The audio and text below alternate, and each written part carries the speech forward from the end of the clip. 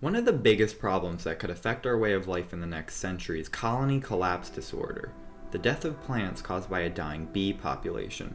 That matters because 1 in 3 meals is thanks to honeybee pollination, worth around $265 billion in our current economy. It comes down to two main reasons: the use of pesticides and colony invaders. In agriculture, pesticides are developed to keep insects from damaging crops. These indirectly come into contact with the pesticides that are intended for other insects from runoff and farm machinery. These substances are made from xenochemicals, which can't be broken down by the insect.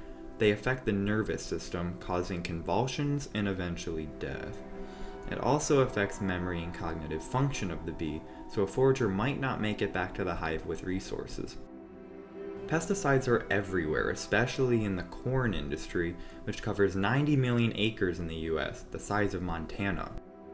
Colonies are shipped all across the country for use in agriculture, so bees from Maine could mix with bees from California, causing a spread of viruses. Hive mites, called varroa destructors, go along with this. They enter the hive cells right before the larva is about to pupate, lay eggs, and when they hatch later, feed off of the developing bee. The weakened bee breaks out of the cell, spreading mites to repeat the process.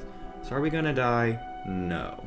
We'll basically lose all of our favorite foods, but we will survive as a species.